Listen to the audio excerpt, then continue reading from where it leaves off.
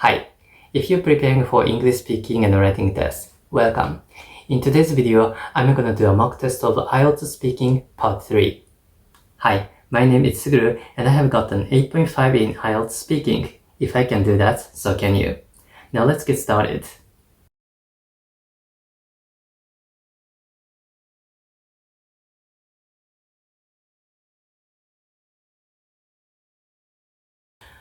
No, taking trains is absolutely more common in Japan than driving. I guess there are mainly two reasons behind that. One is that Japan is quite a small country, so if every citizen of this country had his or her own car, then we would not have enough space to park all those cars. So that's one reason. And another reason is, trains in Japan are very reliable. They are very punctual. They almost never get delayed. Especially in urban areas, we have a train almost every 5 minutes. So they are very convenient. So actually, we don't need a car.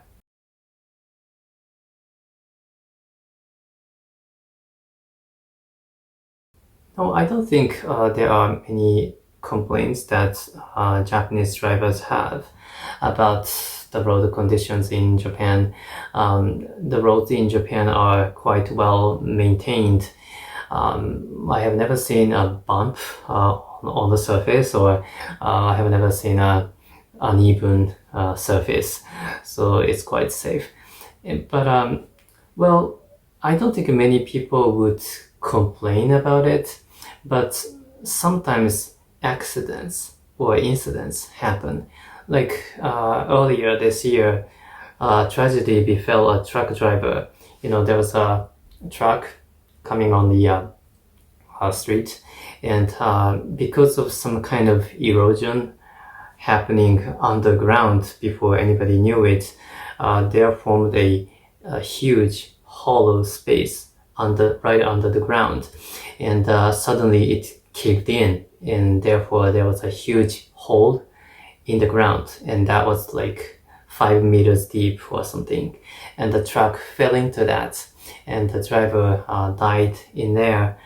So yeah, really dangerous incidents like this one sometimes happen, but they are quite rare.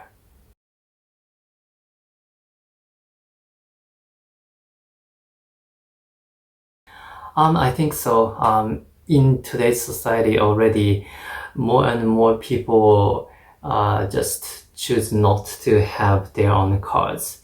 Whenever there's a need to have a ride, then just rent a car. Probably because cars are high maintenance. I mean, you would have to buy gasoline. You would have to get the engine on your car checked on a regular basis, like once a year or twice a year. So that's a lot of money and time. So younger people would rather spend that money and time on other activities, like watching YouTube or going to concerts or something. Besides, in the past, like 50 years ago, having your own car was iconic. You had to have your car so that you could go anywhere you wanted, anytime. So that was a must-have. But today, people's concepts are changing, so we don't necessarily need a car. Yeah. Okay, let's review my responses in relation to these 4 considerations. As usual, let's begin with fluency and coherence. For fluency, you have to speak without pauses and hesitations. In this respect, I think I did fine because I was able to keep speaking without showing too many hesitations, so that was fine. Okay, pronunciation. Let's listen to this part of my response. Actually, we don't need a car. We don't need a car. We don't need a car. So I stressed or emphasized the verb need. We don't need a car. Can you guess what I'm trying to say or what I'm implying? This intonation, the stress on need, indicates that I would not use any other verb in this context. In other words, we might want a car or we might enjoy driving a car, but we don't need a car. It's a tiny difference, but it makes a huge difference or a huge impact on how the listener interprets what I'm trying to say. If you can tell the difference between these nuances, then you are a very high-level speaker of English. Let's consider another example sentence. I'll say a sentence, so try to guess what I'm implying, okay? I don't play music. I don't play music. So I said, I don't play music. Could you guess what I was trying to say? I implied I might listen to music or I might write my music, but I don't play music. Okay, lexical resource. To accomplish a high score for lexical resource, you should, though you don't have to, use some vocabulary that might not be in dictionaries but native speakers often use. Let's listen to what I said. So that was a must-have. A must-have. A must-have.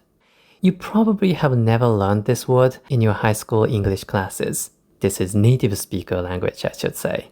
If something is a must-have, it means it's something that you are strongly recommended to have because it's so cool. A must-have. You can use another verb instead of have. For example, this movie is so interesting, it's a must-watch. A must-watch. It means you have to watch it because it's so interesting. It's also possible to say, I love this novel so much, this is a must-read. Okay, finally, grammar. You would have to buy gasoline. You would have to get the engine on your car checked. I said you would have to buy gasoline. Instead of saying you have to buy gasoline.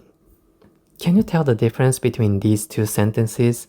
They sound very similar, almost the same, but they are quite different.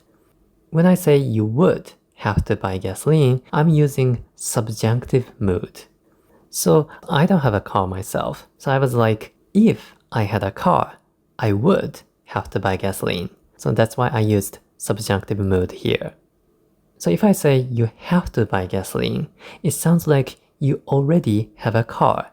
And having to buy gasoline is already happening to you. It's part of your life. It's part of your daily routine. Alright, I hope you found this video useful. Leave a like, subscribe if you're new, and most importantly, let me wish you good luck on your test.